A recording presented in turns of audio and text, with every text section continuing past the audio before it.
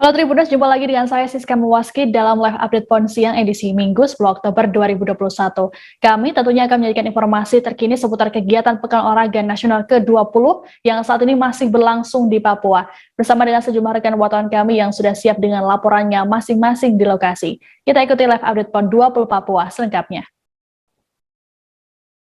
Kita awali informasi pertama, Tribuners. Legenda tinju Indonesia sekaligus Wakil Ketua Umum KONI Pusat Chris John berkesempatan untuk menyaksikan pertandingan tinju PON Papua pada Sabtu 9 Oktober kemarin. Dalam pertandingan di Gor Cendrawasih itu, Chris John sempat menyampaikan sejumlah harapannya kepada para atlet petinju yang mengikuti PON ini. Chris John berharap agar momentum PON Papua dapat digunakan untuk melahirkan bibit baru petinju andal di Indonesia. Selengkapnya akan disampaikan oleh jurnalis Tribun Jakarta, ada Wahyu Septiana di sana. Halo, selamat sore Wahyu. Halo, selamat sore rekan Siska dan juga selamat sore Tribuners semuanya. Wahyu, bisa dijelaskan apa yang disampaikan oleh Chris John saat melihat potensi petinju di ajang PON Papua ini? Ya, Chris John sendiri yang merupakan legenda tinju Indonesia berkesempatan menyaksikan pertandingan tinju di Gor Cendrawasih, Kota Jayapura.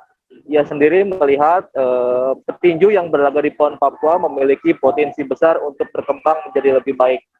Petinju Indonesia dinilai mempunyai kecepatan dan juga kelincahan tersendiri ketika berada di ring.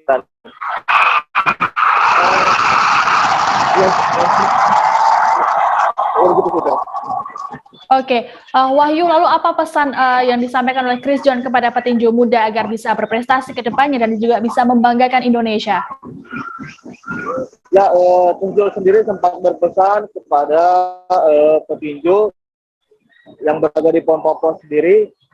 Ia berharap latihan terus dilakukan untuk meningkatkan kualitas ketika berlaga di arena pertandingan ini. Oke, Wahyu, untuk diketahui setiap pertandingan tinju masyarakat Papua khususnya selalu antusias menyaksikan pertandingan ini. Apakah ini bagus untuk perkembangan tinju di Papua di sana, Wahyu? Ya, antusias masyarakat Papua sendiri sangat besar terhadap pertandingan tinju yang berada sekarang di pertandingan PON Papua. Buktinya animo besar yang ada di venue pertandingan selalu ramai dan juga dipenuhi oleh penonton yang hadir di venue pertandingan.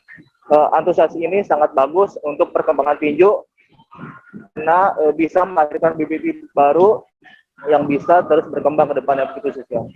Oke, baik. Tribuners, untuk lebih lengkapnya kami akan menampilkan pernyataan lengkap dari Chris John. Saya kira potensinya memang 50 detik.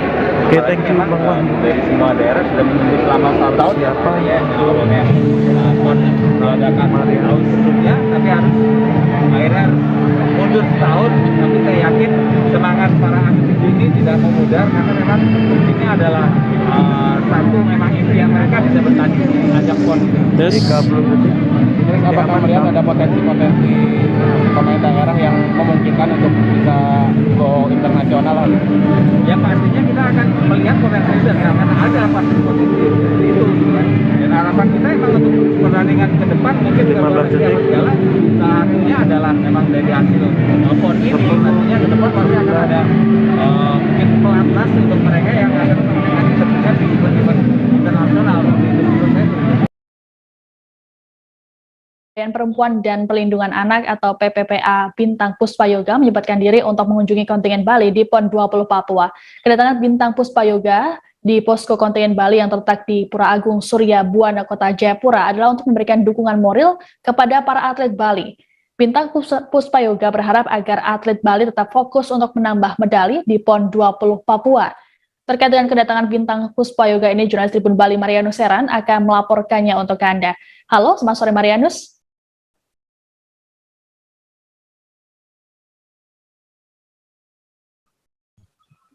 Halo, selamat sore rekan Siska dan Tribuners di mana saja berada. Marianus, bisa dijelaskan apa alasan Bintang Puspayoga datang secara khusus untuk mendukung kontingen Bali di Jayapura?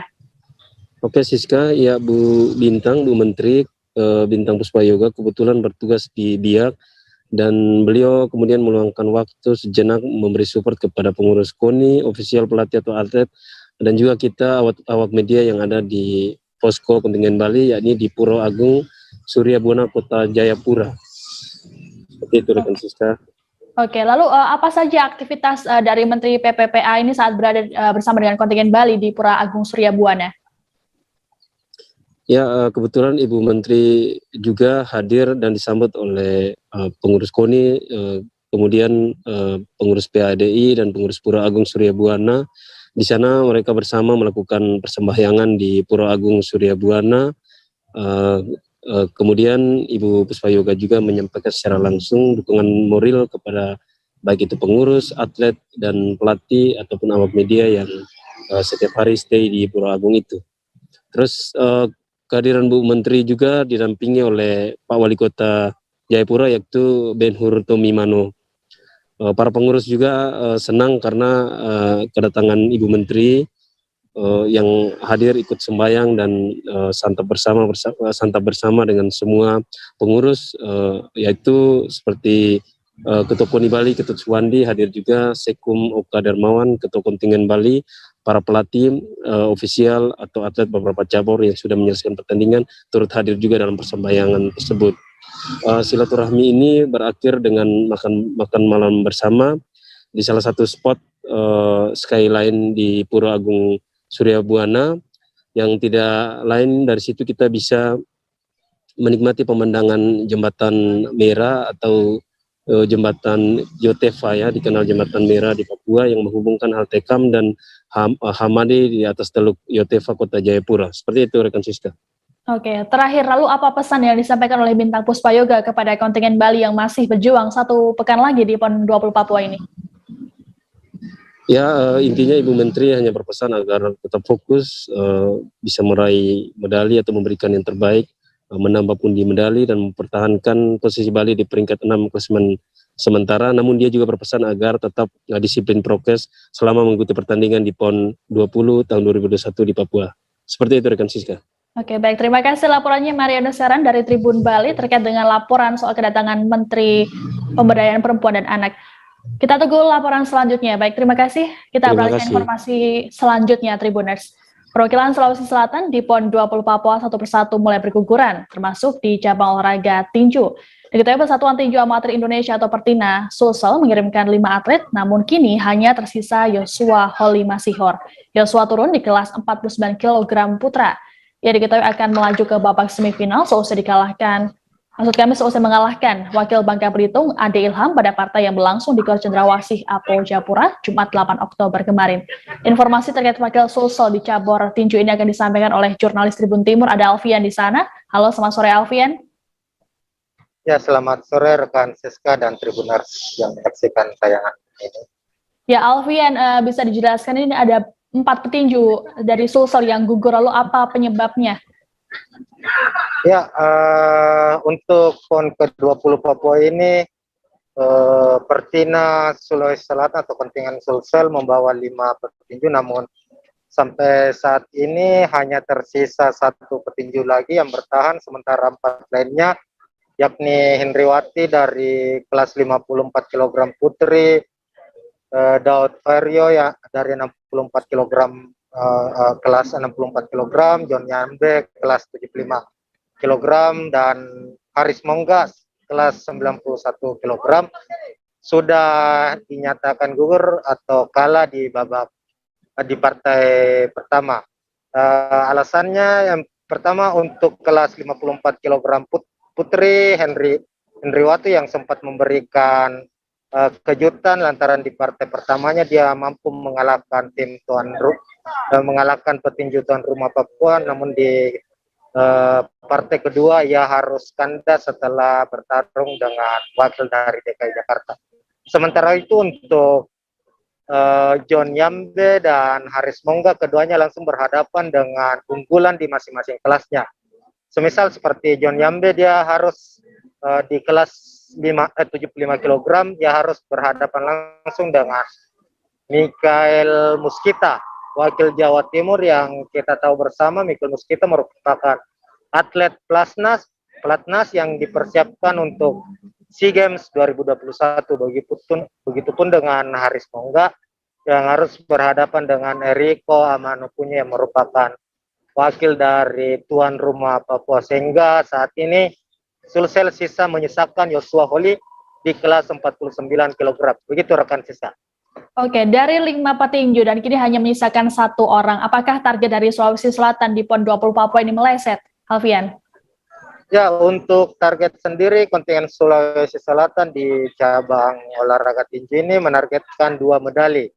Minimal mendapat 1 medali emas dan satunya lagi medali perak atau perunggus. Sehingga saat ini target tersebut dipastikan meleset karena hanya tinggal menyisakan 1 petinju yakni Joshua Holly yang akan melaju ke babak semifinal. Begitu rekan Siska. Oke, menjadi salah satunya wakil Sulsel di semifinal tinju PON 20 Papua, Joshua, bagaimana dengan persiapan yang dilakukan oleh Joshua Holly? Ya, Joshua Holly sendiri menjadi salah satu andalan Sulawesi Selatan di nomor 49 kg. Di partai pertama ya menang dengan cukup mudah menghadapi wakil dari Bangka Belitung yakni Ade Ilham. Sekedar kita ketahui Ade Ilham merupakan mantan jebolan pelatnas juga, sehingga ini menambah motivasi bagi Joshua Holly. Dan di babak semifinal yang akan berlangsung Senin besok 11 Oktober 2021 besok, Joshua akan menghadapi wakil dari Riau yakni Ingatan Ilahi. Kedua petinju ini sebelumnya sempat bertemu, namun terakhir kali ketemu itu di tahun 2018. Joshua kalah saat itu menghadapi Ingatan Ilahi, sehingga partai semifinal ini menjadi partai pembalasan untuk Joshua sendiri. Begitu rekan Siska. Baik, Alfian, kami tunggu terus update-nya terkait dengan pertandingan yang mempertemukan Sulawesi Selatan di semifinal nanti. Tribuners, untuk informasi lebih lengkapnya kami akan menampilkan pernyataan dari petinju Sulawesi Selatan, ada Joshua Holly Masihor. Menangan pertama ini dan langsung masuk semifinal, Dik. Ya. Bagaimana dan seperti apa tadi waktu bertanding? Ya, dari tadi itu puji Tuhan berkat Tuhan Yesus. Terutama saya berterima kasih buat Tuhan Yesus sudah memimpin saya, memberi hikmat saya dalam atas ring. Terima kasih juga buat pelatih yang sudah mengarahkan saya atas ring, dapat bermain bagus sehingga dapat menang melawan Bangka Belitung tadi.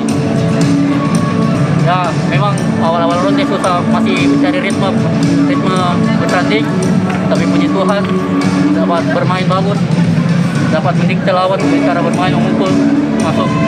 Puji Tuhan. Ya, kami dengan pelatih akan mencari strategi melawan petinju yang akan hadapi di semifinal lagi. Persiapannya, Holly. Persiapannya menghadapi PON ini bagaimana? Persiapan selama tentunya dalam beberapa tahun kami berlatih dengan tekun, dengan semangat supaya dapat melewati PON. Apa target dari Holly sendiri? Itu saja, Mas. Cabang olahraga voli pantai putri PON 20 Papua sudah memasuki babak akhir perebutan medali emas. Pada babak final nanti, kedua tim yang memastikan akan bertemu, yakni DIY 1 versus NTB 1. Sementara untuk perebutan medali perunggu akan dilakukan oleh DIY 2 versus Jatim 1. Pertandingan ini akan digelar pada hari ini di Goyakoso, Kota Jayapura pada Minggu 10 Oktober. Informasi lengkapnya akan disampaikan oleh rekan kami, jurnalis Wata Kota dan Rafsan Zani di sana. Halo, selamat siang, Rafsa. Ya, selamat sore waktu Indonesia Timur, rekan Siska. Rafsa, bisa dijelaskan seperti apa perjalanan dari dua tim menuju fase final ini? Ya, terima kasih rekan Siska. Dimulai dari daerah istimewa Yogyakarta 1, lolos dari grup H sebagai juara grup, di mana grup H berisikan NTB 2, Papua Barat, dan Papua 2. Dan di babak perempat final, DIY 1 mengalahkan DKI 2, sementara di babak semifinal DIY 1 mengalahkan rekannya DIY 2 sehingga melaju ke babak final. DIY 1 sendiri diperkuat oleh Yokebe Purarieka Setia Ningrum dan Maria Dwi Ningtyas. Ya, sementara itu NTB 1 berhasil melaju ke final setelah juara grup E, di mana berisikan Jabar 2, Jatim 2, dan Sumatera Selatan. Di babak perempat final, NTB 1 mengalahkan Jawa Barat 1, kemudian di babak semifinal mengalahkan Jawa Timur 1, dan lolos ke partai final. Seperti itu, rekan Siska. Oke, Rafsa, lalu melihat dengan peta kekuatan seperti apa kedua tim ini saat masuk ke final? Bagaimana peta kekuatannya? Ya, terima kasih rekan Siska. Memang kedua tim ini memang dari sejak awal memang dijagokan masuk ke final. Karena apa? Karena yang memperkuat DIY1 adalah pemain nasional voli pasir Indonesia, Jokowi Purari Eka Setianingrum, dan pasangannya itu memperkuat MTB1, yaitu Desi Ratnasari. Jadi mereka keduanya ini merupakan pemain pelatnas, hanya berbeda tim di PON kali ini, di mana Desi bersama MTB1, sementara Jokowi Purari Eka Setianingrum bersama DIY1. Seperti itu, rekan Siska. Baik, terima kasih laporannya Rafsa. Kita tunggu update-nya terkait dengan hasil pertandingan voli pantai putri ini. Ya, Tribuners, selesai jeda kami akan kembali dengan informasi seputar PON Papua lainnya, tetapi live update PON 20 Papua. Ya, dulunya tukang koran. Oh gitu ya. Tukang koran. Ya, saya baca itu, Pak. Tuh kan, pernah baca kan? Ya. Jadi kalau saya jadi pangdam, itu udah bersyukur banget. Si anak ini dijadikan sebagai tersangka begitu. Ya, kalau ini kita bicara yang di luar kasus Sebongombo ya. Dengan nama hujan shower, di mana terdapat batas jelas antara daerah hujan dan tidak hujan yang biasanya terjadi pada fase awal mature stage atau tahap berbahaya itu Kang. Jadi mulai artinya terjadinya perlembekan. Nah itu untuk penetrasi akan sulit begitu ya. Dok, saya ini menurut saya memang tidak mudah, bukan urusan tanah diambil. Kalau misalnya Amerika Serikat sekarang, Rasulullah mengatakan dalam sebuah hadis bahwa berpuasa di 6 hari Syawal itu. Oke, apa kabar Bang Ariski di sini untuk strateginya? Kalau saya sendiri di game 37 ini yang semalam baru mulai, saya udah pasti. Sebenarnya aku nggak ngerasa itu penangkapan atau penggerbegan atau apapun itu, karena gini loh, posisinya aku kriteria. Jadi kita mengenal disebut dengan stroke yang tidak berdarah dengan stroke yang berdarah. Stroke yang tidak berdarah itu biasanya ditandai dengan adanya penyumbatan. Kalau itu penyumbatan di sini mungkin pikirnya tidak ke situ kali ya, tapi kalau di Korea atau di Kamboja itu ada beberapa paper yang saya itu Mas, ya dulunya tukang koran. Oh gitu ya. Tukang koran. Ya, saya baca itu, Pak. Tuh kan, pernah baca kan? Ya. Jadi kalau saya jadi pangdam, itu udah bersyukur banget. Si anak ini dijadikan sebagai tersangka begitu. Ya, kalau ini kita bicara yang di luar kasus Sebongombo ya. Dengan nama hujan shower, di mana terdapat batas jelas antara daerah hujan dan tidak hujan yang biasanya terjadi pada fase awal mature stage atau tahap berbahaya itu Kang. Jadi mulai artinya terjadinya perlembekan. Nah itu untuk penetrasi akan sulit begitu ya.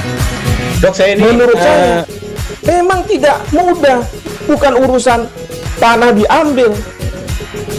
Kalau misalnya Amerika Serikat sekarang, Rasulullah mengatakan dalam sebuah hadis bahwa berpuasa di 6 hari Syawal itu.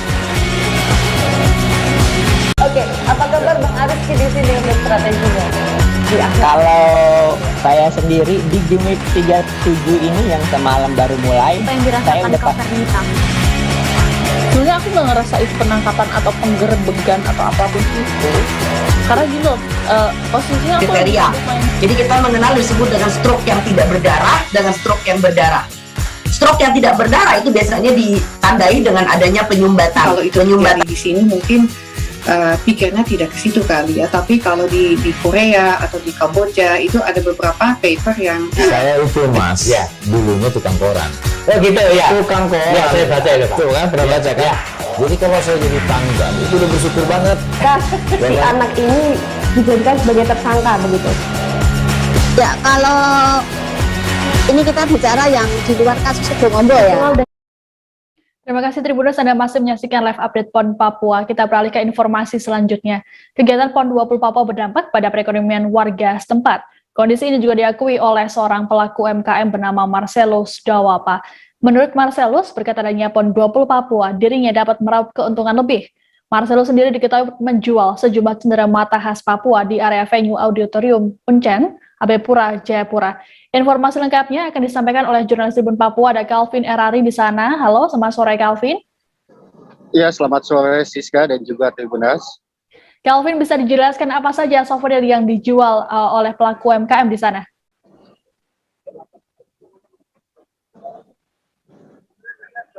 Baik Siska, souvenir yang disajikan oleh Bapak Asialus selaku pelaku UMKM di sekitar area venue Auditorium Uncen, Papua, Kota Jayapura ini ada yang menyediakan noken khas Papua, mahkota khas Papua, dan berbagai macam souvenir-souvenir lainnya juga seperti kalung dan lainnya. Demikian, Siska. Oke, Kelvin, lalu terkait dengan harganya, berapa kisarannya? Baik, Siska, terkait harga souvenir-souvenir tersebut juga bervariasi. Contohnya seperti noken khas Papua sendiri ada yang dari harga 50 ribuan hingga 5 dan 7 juta rupiah. Dan itu juga tergantung kualitas noken, dan dimana yang paling murah itu kualitas noken yang bisa dikatakan hanya dibuat oleh memakai benang biasa, dan harga yang paling mahal itu ya kualitas noken yang cukup yang dibuat dengan kulit kayu ataupun kulit anggrek. Demikian, Siska. Oke, berarti tergantung dengan kerumitan dari noken tersebut ya, semakin rumit semakin mahal. Oke, baik. Terima kasih laporannya Kelvin. Untuk lebih lengkapnya kami akan menampilkan cuplikan wawancara dengan pedagang souvenir.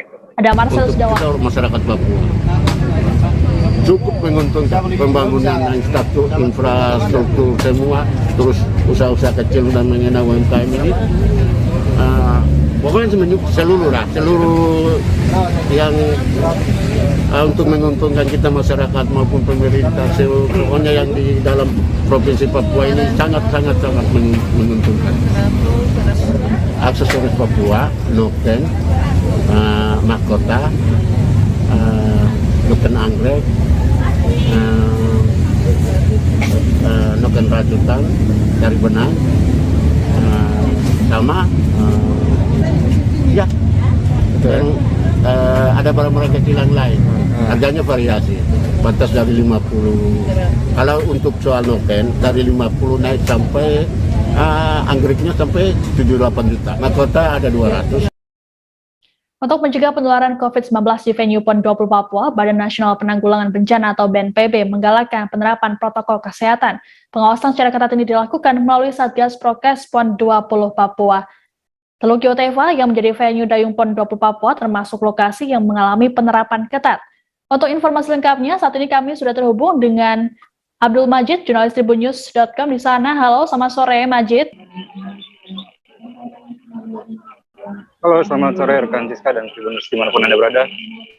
Majid, bisa dijelaskan apa saja yang dilakukan oleh BNPB untuk menekan kasus COVID di venue PON ini termasuk di venue Dayung?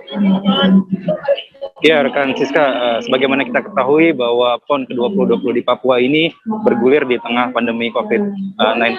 Untuk mencegah penyebaran dari BNPB melalui Satgas COVID khususnya untuk PON ini di berbagai venue memang disebar untuk penerapan prokes yang lebih ketat, seperti salah satunya di venue Dayung ini, di mana Satgas COVID mengkampanyekan atau memberikan masker secara gratis dan memberikan edukasi. Siska. Oke, lalu bagaimana respon dari masyarakat setelah diberi edukasi oleh pihak BNPB? Ya, tadi saya berbincang dengan salah satu koordinator di Satgas COVID di venue Dayung ini. Mereka hadir di sini dari sejak pertama perlombaan, dan respon dari masyarakat setelah diberikan edukasi, mereka mau menerima dan mau melakukan untuk disiplin prokes. Memang seperti diketahui, venue Dayung ini merupakan salah satu venue yang banyak diminati oleh masyarakat Papua, karena cabur Dayung di Papua sendiri merupakan salah satu cabur unggulan. Siska. Oke, lalu setelah adanya penerapan atau penggalakan prokes ini, lalu apa harapan dari BNPB? Ya, BNPB sendiri melalui Satgas COVID berharap masyarakat Papua semakin disiplin untuk penerapan prokes ini dan bisa mengetahui tentang bahayanya COVID yang dalam waktu saat ini masih berbahaya di Indonesia atau masih dalam waktu pandemi. Siska, demikian Siska. Baik, untuk lebih lengkapnya kami akan menampilkan wawancara dengan koordinator BNPB, ada Siti Fatimah. Tujuan kami untuk masyarakat lebih menaati protokol kesehatan. Seperti yang kakak tahu sendiri, COVID kan semakin meningkat, tapi kesadaran masyarakat di sini kurang ya kak ya. Jadi kami di sini usaha untuk bagaimana caranya mereka lebih taat protokol kesehatan, sama lebih mengedukasi mereka lagi. Kalau dari BNPB sendiri, kami ada gerai-gerai di beberapa venue, ada 6 gerai dan 4 mobil masker yang menyebar ke titik-titik rawan. Kami sendiri bertugas memang membagikan masker sama mengedukasi masyarakat tetap menaati. Khusus di venue Dayung ini sudah berapa hari dan bagaimana antusias dari masyarakat setelah menerima masker? Kami di sini dari tanggal 25. Masyarakat sendiri makin di sini ya makin baik. Oke, makin sadar ya mereka setelah diedukasi. Rencananya sampai tanggal berapa di sini?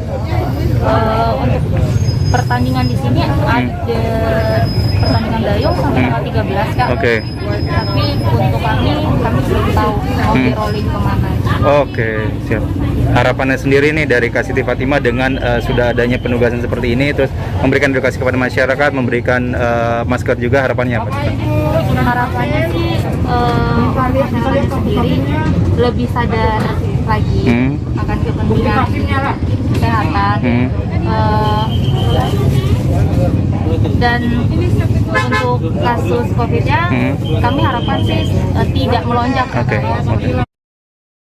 Babak penyisihan bulu tangkis putri di PON 20 Papua di Gor Waringin, Kota Jayapura digelar pada Minggu 10 Oktober. Untuk mendukung atlet kebanggaannya, sejumlah penonton hadir langsung di venue bulu tangkis ini. Pertandingan bulu tangkis perorangan ini berlangsung mulai Minggu 10 Oktober hingga Rabu 13 Oktober mendatang. Informasi terkait babak penyisihan bulu tangkis PON Papua ini akan disampaikan oleh rekan kami dari Tribun News, ada Japrima di sana. Halo, selamat sore Japrima. Ya, selamat sore Siska dan Tribuners. Japrima, bisa dijelaskan seperti apa kondisi ataupun jalannya pertandingan cabur bulu tangkis ini? Ya, Siska. Jadi jalannya pertandingan bulu tangkis babak penyisihan putri hari ini terlihat cukup seru, Siska. Oke, ya, lalu bagaimana dengan kehadiran penonton di sana? Animonya seperti apa? Ya, Siska.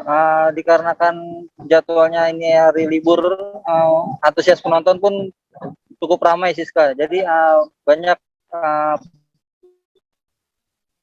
orang tua yang mengajak anak-anaknya untuk menyaksikan pertandingan bulu tangkis.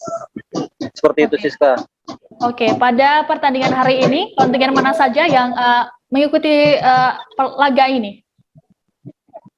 Ya, Siska. Jadi untuk pertandingan pertama, Maluku Utara diwakilkan oleh Sarah Desi melawan Jawa Timur yang diwakilkan oleh Made Dinda Windiasari dan dimenangkan oleh Maluku Utara, Sarah Desi. Serta Jawa Tengah melawan Riau. Jawa Tengah diwakili oleh Aisyah Satifa Fatehani dan Riau diwakili oleh Keisha Fatimah Zahra, dimenangkan oleh Jawa Tengah.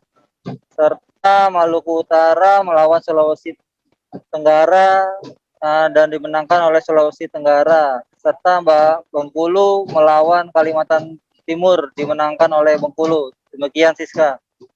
Baik, terima kasih laporannya Japrima terkait pertandingan bulu tangkis putri di PON Papua ini. Kami tunggu updatean selanjutnya.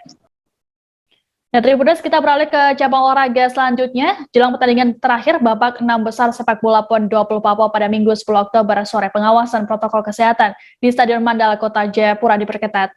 Hal ini untuk mengantisipasi klaster baru COVID-19. Pengawasan diperketat mengingat banyak sekali penonton yang hadir di pertandingan ini. Pasalnya tim tuan rumah ikut bertanding dalam laga tersebut. Lalu seperti apa pantauan langsung di sana? Sudah ada jurnalis Tribun Papua, Tio Effendi. Halo, selamat sore, Tio. Halo, selamat sore rekan Siska dan juga Tribuners dimanapun Anda berada. Tio, bisa dijelaskan seperti apa situasi di Stadion Mandala saat ini? Siska, dapat saya informasikan situasi di Stadion Mandala saat ini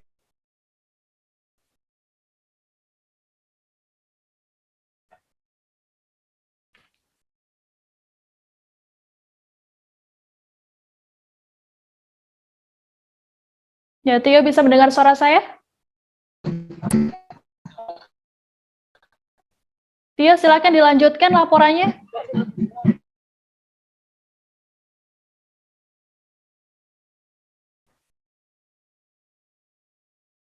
Ya, halo Tio.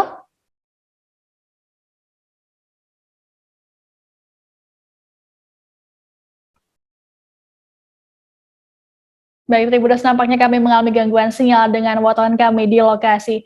Baik, Tribuners, informasi tadi sekaligus menutup jumpa kita dalam live update PON 20 Papua siang. Kami masih akan hadir nanti sore tentunya dengan informasi seputar PON Papua lainnya hanya di kanal YouTube Tribun Network. Dukung terus atas kebanggaan Anda di PON 20 Papua. PON 20 Papua, torang bisa. Mewakili kerabat kerja yang bertugas, saya Siska Mawaski, pamit undur diri. Terima kasih dan sampai jumpa. Jangan lupa like, subscribe, dan share ya.